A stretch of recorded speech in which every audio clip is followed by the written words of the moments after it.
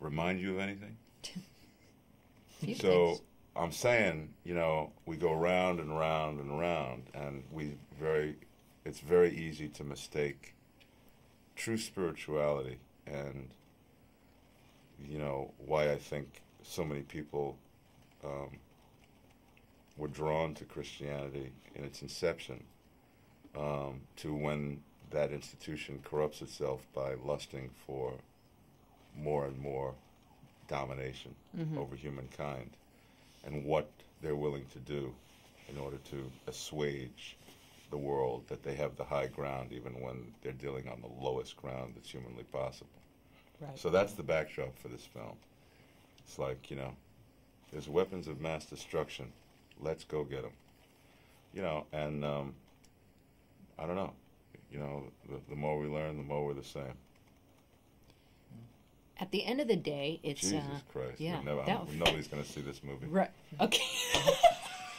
I am so hence sorry. the next question. Oh, so sorry. At the end of the day, when did you go see it? it's you know, it's a supernatural action adventure. You know, a lot of fun, scary elements. What do you hope audiences will really walk away with from this film? Well, what you need is to fall in love with your heroes, so that you're willing to take the journey, the 2-hour journey, you know, and buy into their plights and their obstacles and what it is they're trying to overcome. So we worked very hard on creating a naturalism in the style of that we were playing these characters, and a repartee, particularly between Felsen and Bayman, you know, kind of gallows humor that, you know, transcends time and boundaries. This is what warriors do. You know, they take the piss out of one another. They're provoking one another. They're it's like this banter that goes back and forth. You know, like who's better. You know, fair fight. You know, I own you. That kind of thing. When underneath it all, there's this knowledge that they may have one day to live. They may have a half day to live. You know, this could be the end for them. They live a warrior's life. They live a dangerous life. So the only thing they have to protect them from this underlying, underpinning sort of knowledge is this humor. And we strove to get that.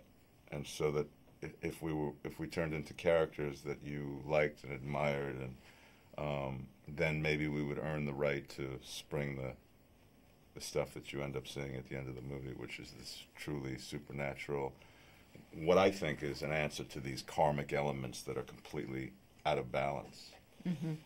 I think whatever people take away from it, they have to relate and love these characters enough, you know, as you said, to go along and be completely involved in this journey. And I think if they are completely involved, and if their disbelief is entirely suspended, then we've done our job well.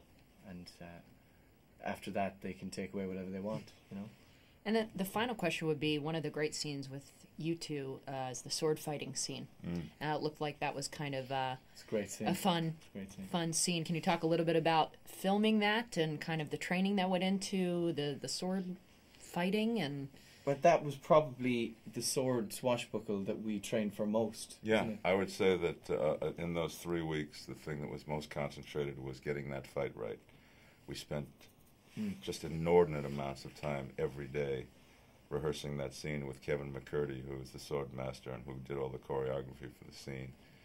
And then we started out that day shooting the scene leading up to that, which is where, you know, we take him off his horse and question him and everything.